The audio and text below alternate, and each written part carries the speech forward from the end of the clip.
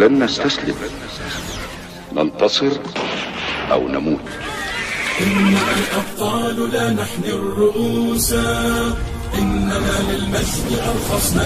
Dalam sejarah panjang umat manusia, ada masa-masa kelam yang nyaris memadamkan cahaya peradaban.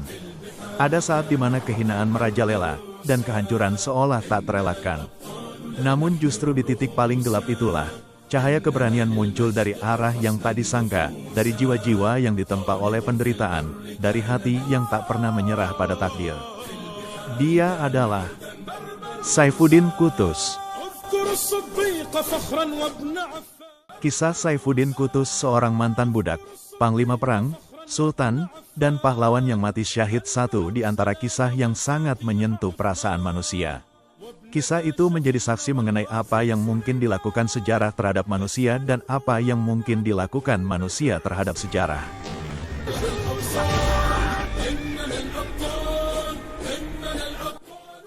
Ketika masa perbudakan, Saifuddin Qutuz pernah berkata kepada seorang yang bertanya kepadanya apakah dia muslim.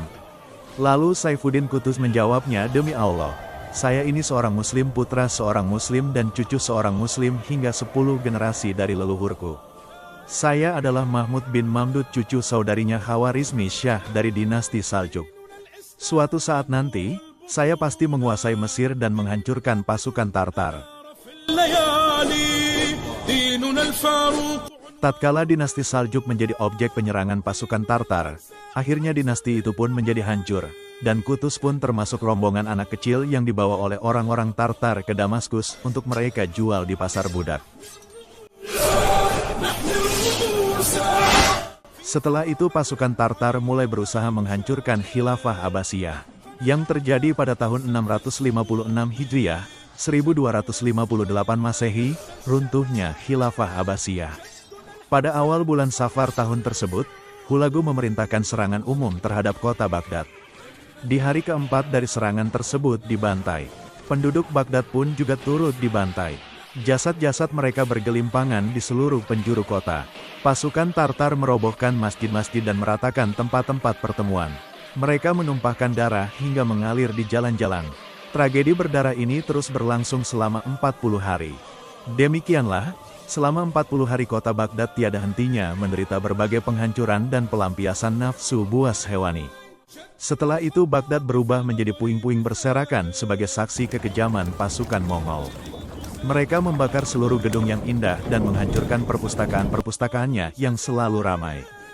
Baru pertama kali ini terjadi dalam sejarah di mana ibu kota khilafah menjadi tawanan orang-orang non-muslim. Serangan pasukan Mongol berlanjut ke negeri-negeri sekitarnya hingga mencapai perbatasan Syam. Di tengah kekacauan dunia Islam yang tercerai-berai, ia bangkit perlahan. Di Mesir, Qutuz menjadi sebagai wakil sultan, yang mana diangkatnya sultan ini banyak menimbulkan permasalahan, karena dinilai belum pantas untuk menjadi sultan, disebabkan umurnya yang masih kecil yaitu 15 tahun. Pada akhirnya Allah memang akan menakdirkan seseorang yang akan membawa manusia ke dalam kemenangan.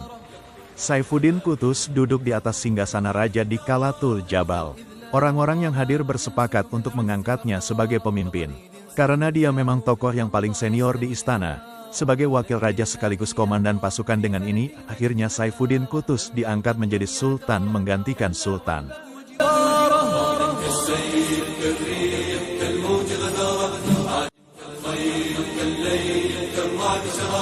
Duduknya Qutuz di atas singgasana kesultanan bukan merupakan akhir perjalanan seorang budak menuju tahta kesultanan.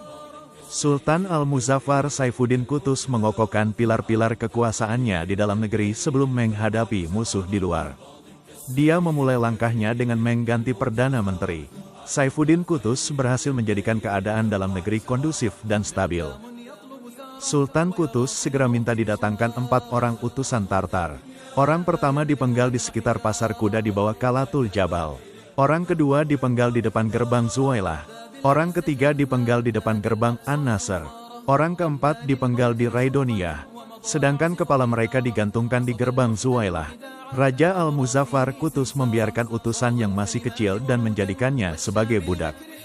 Dan pasti perlakuan kepada utusan Mongol ini merupakan pernyataan perang dari Saifuddin Qutuz. Pasukan Saifuddin Qutuz semakin bertambah banyak dengan bergabungnya para prajurit dari Syam dan Khawarizmi, apalagi dengan kedatangan banyak sukarelawan yang berasal dari Mesir dan beberapa negeri lainnya wilayah Arab untuk berjihad di jalan Allah. Demikianlah, pasukan Islam dan pasukan Mongol sebentar lagi bertemu. Pertempuran akhirnya benar-benar pecah di daerah bernama Ain Jalut pada tanggal 26 Ramadan 658 Hijriah, 1260 Masehi. Khutbah Qutuz yang penuh semangat dan kebulatan tekadnya untuk berperang mempunyai dampak nyata dalam mengangkat moral keberanian para prajuritnya. Akhirnya Qutuz berangkat bersama seluruh pasukannya pada bulan Ramadan 658 Hijriah, 1260 Masehi. Pertempuran Ain Jalut yang terjadi pada tanggal 23 Ramadan 658 Hijriah, tanggal 3 September tahun 1260 Masehi merupakan salah satu pertempuran yang paling menentukan dalam sejarah di kawasan Arab. Bagaimanapun juga kemenangan dalam pertempuran Ain Jalut berhasil menyelamatkan dunia Islam dari ancaman serius yang tidak pernah dihadapi sebelumnya. Pertempuran Ain Jalut yang hasil akhirnya berupa kekalahan telak pasukan Mongol.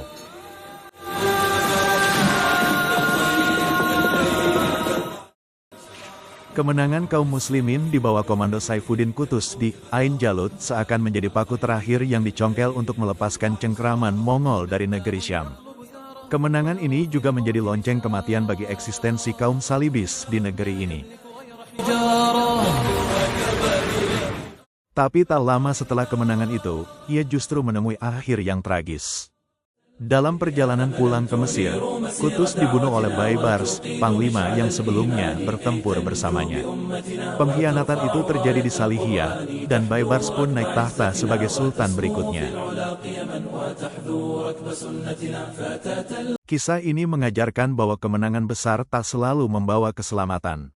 Justru, bahaya kadang datang dari orang yang paling dekat. Sultan Qutuz gugur bukan di medan perang, tapi oleh pengkhianatan. Meski akhir hidupnya tragis, namanya tetap abadi sebagai pemimpin pemberani yang menyelamatkan dunia Islam dari ancaman Mongol. Itulah kisah singkat Sultan Qutuz.